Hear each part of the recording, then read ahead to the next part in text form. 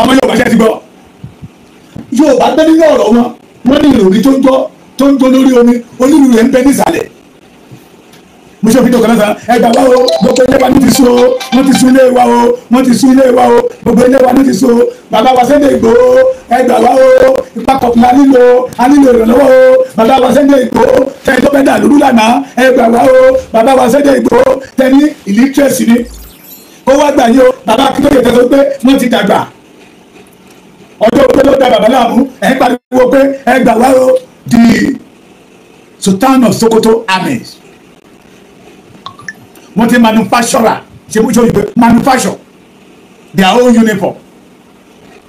The majority of army that you see in Yoruba land they are fake. The majority of the army tẹ́lẹ̀ ní ilẹ̀ Yorùbá káàkiri yẹn not all of them Nigeria army they are Sultan of Sokoto army. ẹ wá wo bí tẹ́tí distribute aṣọ fúnra wọn we are big men Yorùbá ẹ̀dẹ̀ dákẹ́ wọ́n wá sọ wípé gbogbo nǹkan ní Yorùbá ń gbà mọ́ra òun ẹ̀wọ̀ yìí ṣẹ́ni ló fi pé aṣọ fúnra wọn ṣẹ́ni ṣẹ́wò nínú gbó ẹ̀jẹ̀ kí n sùn mẹ́ta ṣẹ́ni ṣẹ́wò tí lọ́wọ́ ti kó dé ní o ṣẹ́wò tí lọ́wọ́ ti kó aṣọ dé ṣẹ́ni kí ló fi yàtọ̀ sí ti Nàìjíríà bì kí ló fi yàtọ̀ ẹ sọ̀rọ̀ ọ̀rọ̀ lọ́mọ létí jẹ́ Yorùbá ẹ sọ̀rọ̀ ọ̀rọ̀ lọ́mọ létí jẹ́ ṣẹ́ni the Sultan of Sokoto armies ṣe náà mọ̀mọ́ nínú gbẹ́nu yẹn o tí lọ́wọ́ kaṣọ dé ó yá wọ́n distribute ẹ̀ I don't need to talk too much tonight but màmá fi fídíò kan wọ̀nyí àwọn fídíò yẹn màmá fi wọ̀nyí kẹ́ ẹ lè mọ̀ pé iná ti ràn ó kọ́ ọmọ tí ó kọ́wọ́ bẹ́ẹ̀rù iná ràn Ọlọ́run fi yàwó yìí jẹ mí láì mọ́ ní nǹkan yìí ṣé ti rí ibi táwọn bàbá wọn ti gbé owó rè ṣé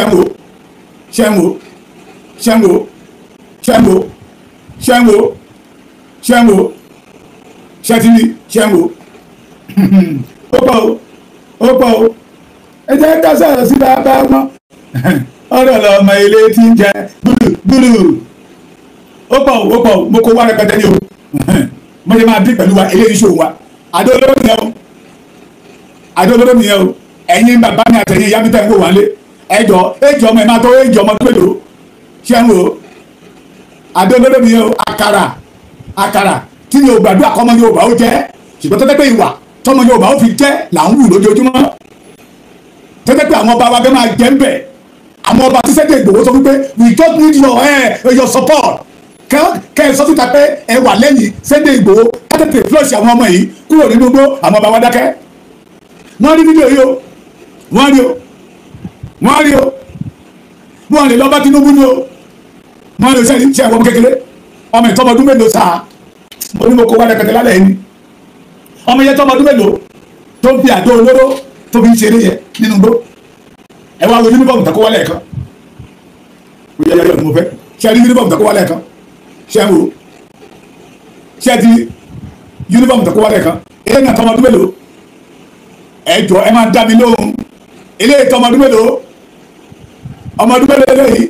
Sunday Igboho kékékékéké ẹgbẹ́ flush máa o wọ́n ní illiteracy ni àwọn olórí burúkú wá jókòó lápàtà sí ààrẹ tẹlifíṣàn wọ́n á máa tutù kútu tí wọ́n ò ní tẹ̀lé iṣẹ́ wọn olè o you see them inú mi dùn kọ́mọ̀ ní pé rárá o this is not a Nigeria army uniform army Nigeria yàtọ̀ sí ti Benin Republic uniform ti Benin yàtọ̀ sí ti Cameroon ó yàtọ̀ sí àwọn òun rè ẹni bá mọ̀ dáadáa tó bá ní ẹ̀kọ́ tó tẹ́ army ẹ lọ wò dáadáa ẹ náà pé ti Nàìjíríà rè àwọn ọmọ Sultan Sokoto rè the majority army in Yoruba land they are Sultan of Sokoto army àti bẹ́ẹ̀ olùbí àìgbọ́nà èrè ṣé kí n pè ní èrè àìgbọ́nà ni èrè àìgbọ́nà rẹ tó ti yẹ ká lé wọn jìnnà kí ilẹ̀ wa gbóná mọ́ wọn nígbà tọ́lọ́mù ti gbé èèyàn kan dìde méjì yóò bá ẹ dìde ẹgbàrá yín ṣẹ́rí wọn. mo lọ́wọ́ tí mo gbé wa o ó pọ̀ sí ó pọ̀ mo kó wá rẹpẹtẹ ní ẹ̀ẹ́dúnlé kan ẹ wá wọlé léyìí ilé náà tó tọ́ ọmọdún mélòó ìbọn lẹ́wọ́ láàrin ní jìká yẹ o ilé ìtọ́mọdún mélòó with confidence wọ́n á ṣe fídíò wọn á tó sẹ́ndẹ̀ tí wọ́n pé àní ẹ máa wò with confidence ilé ìtọ́mọdún mélòó ṣẹ́tìrì kó dé àpáta náà tí mo pariwo ẹ̀yin tẹ́ bá lápáta lẹ́gbẹ̀ẹ́ ọ̀dọ̀ yín ẹ máa mọ́ ní tọ́ọ̀bẹ̀ ọmọ ìtọ́mọdún mélòó eléyìí ò tí lè tọ́mọdún méjì máa dógún ṣẹ́wó ṣẹ́rí ó tún rẹ̀ ní ó rẹ̀ ní pé ó kọ̀ tó ń bá mọ́ ọmọ Yorùbá yóò máa pa mama kékeré la tákẹ́rẹ́ kìí ṣe yín nínú ìfẹ́ yẹn wọ́n ní this small boy now a kidnapper òun náà kọ́ bẹ́ẹ̀ ṣẹ́rí ìbọn náà ó ti pé dání yẹn o ṣẹ́rí tó rẹ̀ ní ó ń fi àìgbọ́nà Yorùbá obìnrin rẹ̀ ní ó fi ìwà ìka táwọn balẹ̀ Yorùbá wù obìnrin rẹ̀ ní owó tó ń gbà lọ́wọ́ àwọn bàbá wọn obìnrin rẹ̀ ní àwọn tó tẹ̀lé wọn ní sẹ́nitọ̀ bẹ́ẹ̀ gọ́vnà mínísítà kọmíṣánná ó fi mọ́tẹ́ ní pé àgbo ló máa díẹ̀ ìyẹn nígbẹ̀yìn ó máa pa yín nípa wèrè ní ṣẹ́wó àánú mi àánú rẹ̀ ló ṣe mí o ló jẹ́ kí n bẹ́ẹ̀ dá máa ràn àánú rẹ̀ ló ṣe mí o ló jẹ́ kí n bẹ́ẹ̀ dá máa ràn o ó yẹ kó bí méjì owó ẹgbẹ́ tó bá yẹ sọ. Ìjẹ̀bọ́.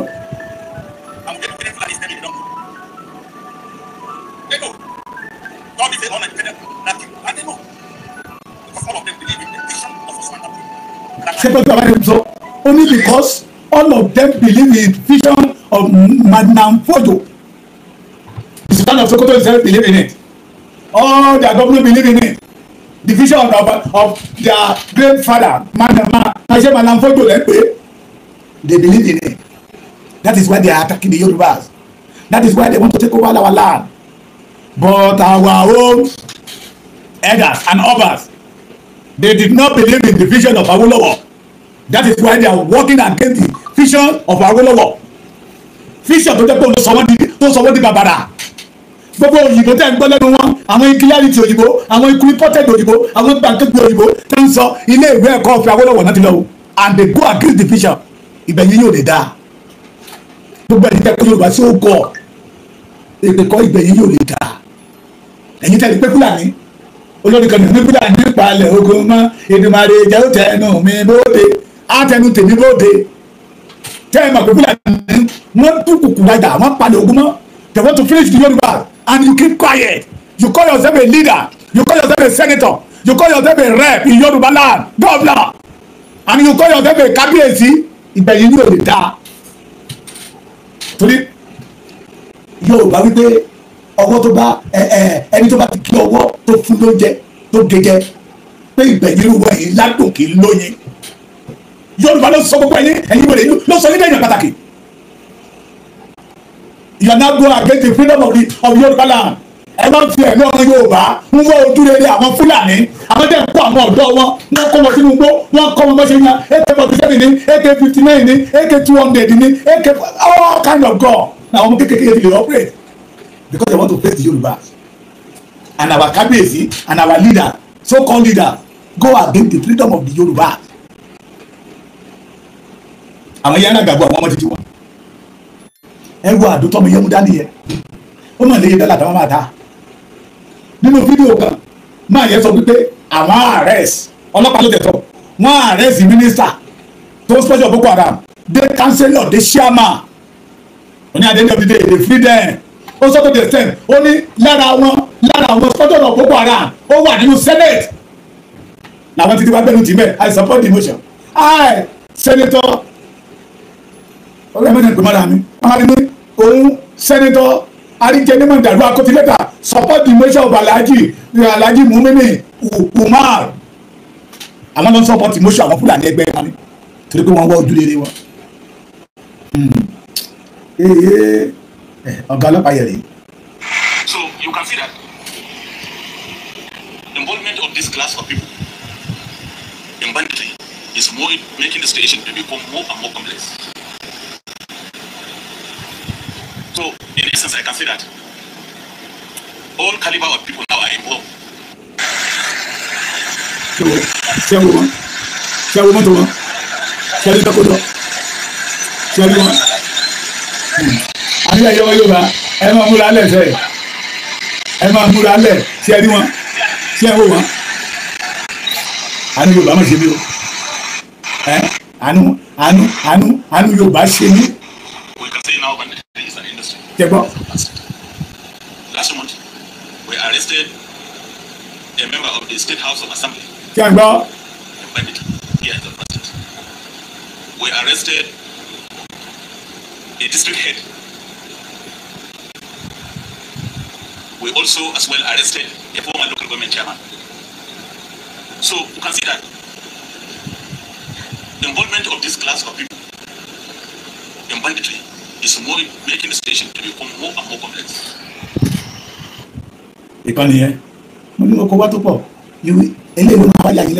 You will now see when they are used helicopter to supply them gun.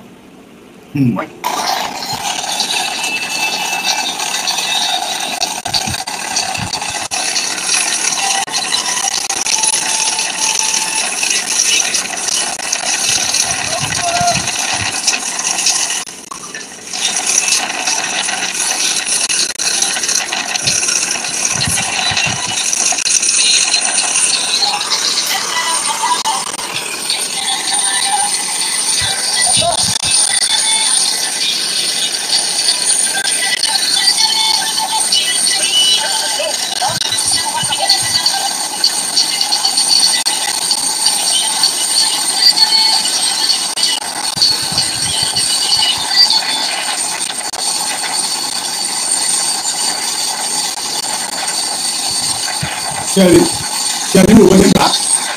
Sherry, we wasn't back. Sherry, do you see this?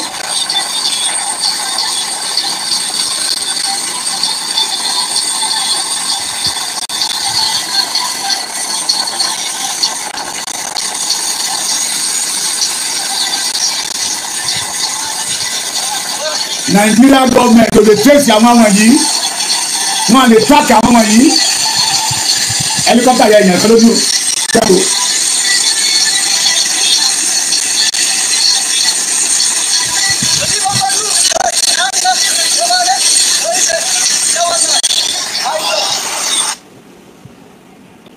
helicopter yẹ èèyàn kan lónìí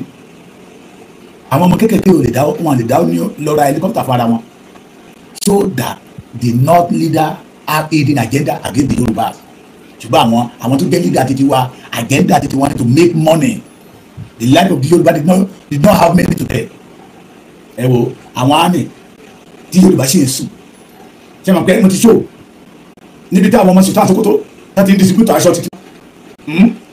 mo ti ṣó níbi tí àwọn ọmọ Sultan Sokoto tó ti pa aṣọ ẹ wá wò níbi tó ti pàdé Nàìjíríà mi lọ́nà. àwọn ọmọ Nàìjíríà mi ló kí fáwọn ọ̀gá wọn yẹn o.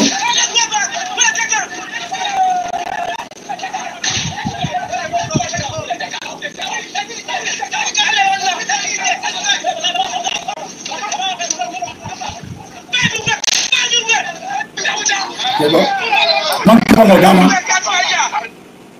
a ti wà nínú problem ṣá tí ènìyàn kan bá sọ fún yín pé thing is okay ẹ jẹ́ kó nítorí mọ̀ pé a ti wà nínú problem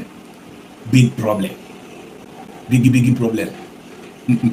eléyìí ti ṣẹlẹ̀ ní wọ́n ní escape soldier from Borno feel calm after Boko Haram attack them jẹ́rìbọ̀ kí ni àwọn olórí wa di Yorùbás kí ni wọ́n rí tẹ́yìn tí ó fi defend Nàìjíríà tí ó bá jẹ́ pé ẹ̀mí wa ò jẹ́ nǹkan kan lójú wọn tí ó bá jẹ́ pé ohun tí wọ́n dúró wọ́n rí jẹ àtọ́ba àti ìjòyè wọn bẹ̀rẹ̀ látọ̀rí Bọ́lá Ahmed Tinubu wọ́n rí jẹ nínú bí Fúlàní ṣe pa wá bí ẹni pẹ́ náà wọ́n rí jẹ mẹ́ that is why ló fi difficult fún wọn láti sọ̀rọ̀ that is why tó fi difficult fún wọn láti sọ̀rọ̀ mi ò tí ì dé sẹ́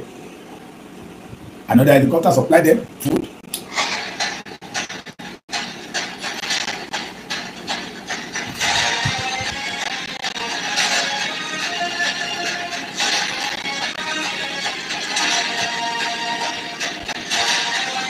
tẹ́ bá wo helicopter kẹ̀kẹ́ white ni eléyìí náà ṣe kíbi white náà lòun náà eléyìí náà ló black lẹ́yìn ni ṣé ń wò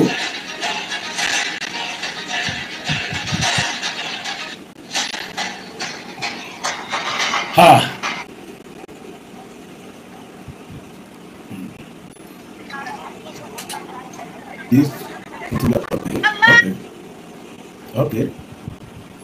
okay bàtí Sunday Igboho pariwo tẹ́ ẹ̀ gbọ́.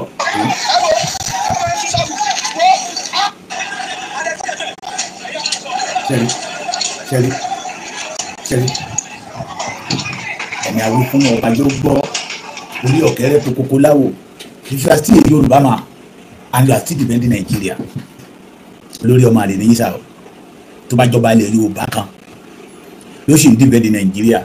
kábíyèsí ìlú kábíyèsí bẹ́ẹ̀ akótiléta ni o arúgbó ọmọ sì ní pẹ̀lú torí àwọn tó ń bọ̀ yìí wọ́n fẹ́ wá arún Yorùbá ni o wọn fẹ́ bá Yorùbá ṣeré o and I want every one of us to remember our baba kan Brigadier General Kunle Togun that say that the Fulani are invade Yorùbá land not ordinary invade with arm orí bẹ́ẹ̀ àbí orí bẹ́ẹ̀ Benin Republic títí bọ́dà wọn Cameroon títí bọ́dà wọn Hausa sọ pé àwọn ò bá Fulani ṣe Igbo sọ pé àwọn ò bá Fulani ṣe àwọn mílíọ̀nù bẹ̀tì láwọn ò bá Fulani ṣe it is only Yorùbá leader and king still embrace the Fulani ìyẹn ni wípé inú wọn dùn sí pípa tá ń pa wá ìyẹn ni pé inú àwọn ọba yìí àtàwọn tó kọjá wọn lólóṣèlú àwọn àgbàgbà ilẹ̀ Yorùbá inú wọn dùn sí kọ̀ǹdíṣẹ̀ tí ilẹ̀ Yorùbá wà lọ́wọ́lọ́wọ́ tí kò kébí eku tọ́mọ ènìyàn ò lè fọ́n bí ọba ènìyàn tó yẹ pé àti rìn nílé bàbá ẹni ó dogun àwọn ẹni call for the freedom of Yorùbá àwọn tó yẹ kó gbọ́ front they are now stand as enemy the obstacle for the freedom of the Yorùbá ẹ̀ ń wá ojú rere Fúlàní tó ń pa ìran Yorùbá bẹ́ẹ̀ nípa ẹran ẹ̀ ń wá ojú rere Fúlàní àwọn ọmọ Sudan àti kótó bẹ́ẹ̀ rán wọ́n rán aṣọ ológun sí ọmọ àwọn ọmọ títí wọn rán aṣọ ọmọ ológun sí ọmọ títí wọn wọ́n dẹ̀ ń darí àwọn ọ̀dọ́ wọn wá sí ilẹ̀ wa ẹ mọ̀ pé wọ́n fẹ́ bá wa ja ogun gidi ni ẹ mọ̀ pé wọ́n fẹ́ pa ìran Yorùbá lónìí ẹ bẹ̀ rí àwọn ọba yìí àtàwọn olóṣèlú yìí rí ṣùgbọ́n torí pé ìfẹ́ Yorùbá ò sí lọ́kàn wọn ẹ mọ̀ pé ọgbọ́n náà Umaru Abdulmar àdúrà gbèmí tó ń ya gbogbo ilẹ̀ Yorùbá kiri tí kíjúbọ̀ ọ̀dọ́ bá kíjúbọ̀ ọ̀dọ́ ìjòyè ní tó ṣe yé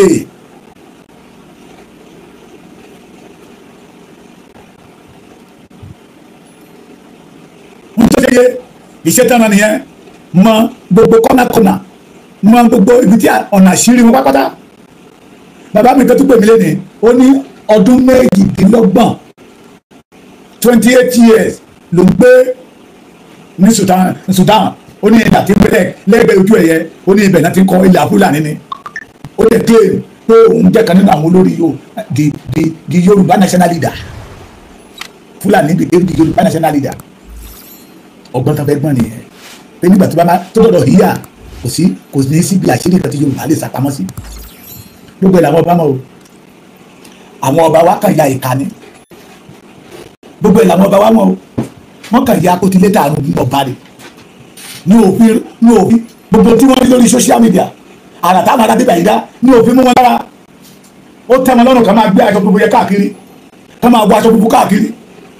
kí ọmọ Yorùbá bẹ́ẹ̀ máa jóró ó tẹ́ àwọn ọba wa lọ́rùn that is why they go against the freedom of the Yorùbá race èrè ìdí nìyẹn tọ́bi nínú Yorùbá ò tí ì tó gba òmìnira ẹ̀ẹ́dẹ̀dá béèrè lọ́wọ́ wọn àfikín kí lè dúró fún kí lè jọba lé lórí fún.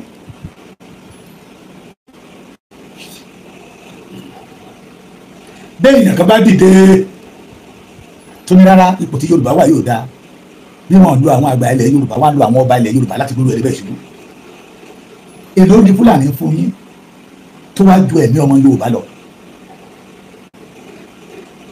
sáà èló lẹ̀ ń gbà lọ́wọ́ àwọn Fúlàní tó fi jẹ́ wípé ìlú tó bá lò fún yín lẹ́yìn igbó